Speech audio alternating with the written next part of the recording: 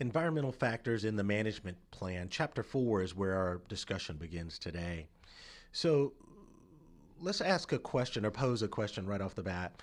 Why is the development of management plans so important?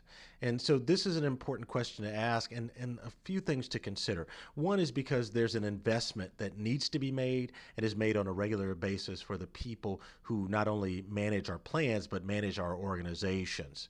Secondly, we want to be able to reduce crisis management. When you pull together management plans, it helps stabilize your organization in a way that helps to mitigate some of the crises that can arise on a regular basis. It focuses our effort in what we're doing and where we're supposed to go, and then it breaks the bad habits in planning that we normally see where someone might start a plan and it may not be finished or may not even start the planning process and wonder where to go later on in the process itself. It provides some structure which is extremely important overall. So, with that framework, let's start to look at some of the factors that influence the management plan. And they're social, they're economic, they're technological, they're competitive, and they're legal in that sense. But the management plan has some uniqueness about it. From a social standpoint, people's priorities really become something that's important because there's a local, regional, nationwide, or even global perspective that we have to take into consideration when we're pulling together this management plan and how it's going to be influenced. Demographics come into play as well. When we look at demographics, we're looking at age, gender, ethnicity, culture, religion, diversity, and then participation, whether or not people are going to be engaged from a social economic standpoint. So is there active involvement? Is it from a genuine or other type of perspective? So that gives us a little bit of the social framework that's going to be a factor on our management plan. When we look at economics, and this brings in the economic discussion and these socio-economic factors, then we start to look at income, whether it's discretionary or disposable for us. We look at attitude and how we approach things in our spending, whether it's going to be frivolous or not, and whether or not we're saving. And then we look at gender inequality. So we're looking at not having things be advantageous to one group over another. There's a fair game being played from an economic standpoint. Everyone has the opportunity to do well or to do better.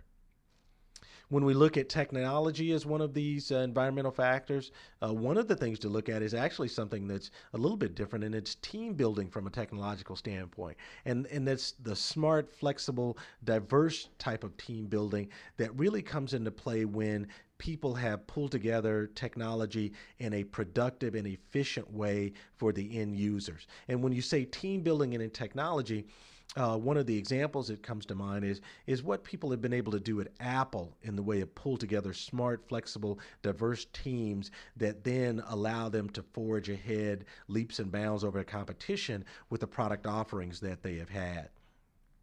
Consumer value from a technological standpoint is extremely important, whether it's perceived, it's actual, or what the perspective is. And what we mean by consumer value is that when someone gets technology in their hands, for example, as a consumer, do they perceive that it is a value that makes them efficient or productive? Or do they feel it's just something that keeps them up competitively from a healthy standpoint with those they operate with on a daily basis? So you have to keep that in mind from a managerial standpoint because the end user is going to determine whether or not they purchase again with you. And then last but not least, change from a technological standpoint. And so is the change efficient? Is it innovative? And does it reduce cost? When we look at the competitive factors, the first one that comes to mind is assessment. So competition, uh, when we're looking at assessment, is going to be a constant element. We're going to always have to go and assess what we're doing, how we're doing, whether or not we do it temporarily or do it permanently, and we make sure that it's a functional assessment. Commitment, from the standpoint of we're looking at the best product offering and the best against our competitors. So how we manage that piece of it is extremely important because consumers will determine in the long run, not competitors, whether or not we're offering the best against our competitors. And then the management aspect of this of competition at all levels in the organization. And it has to remain healthy because it's going to need to sustain itself over time. The legal environmental factor really speaks to, when we look at it from a managerial standpoint, health and safety. And so we have this health and safety executive that has come out from on a federal basis, and the detail is in the responsibility to the employees. So if employers, if employers are not responsible, penalties will be assessed based upon health and safety executives and initiatives that have been put forth in this country. And then from a labor standpoint, there are federal and state labor laws that require employers to be in compliance. And you have to have a management team that's on top of that when you're pulling together this, not only your plan, but you're executing that plan and how you operate on a day-to-day basis. So let's ask a few questions that might be important to pose at this point when we look at the environmental factors and how they impact our management plan. How do we weave these factors into our management plan? And why is it so difficult to build the plan with these factors in play? When we're building the management plan, do these factors work for or against us? And that's kind of a trick question, because if they're working for you, then you're probably incorporating the environmental factors correctly. If they're working against you, then you have some form of an imbalance there. Is one factor more influential than another?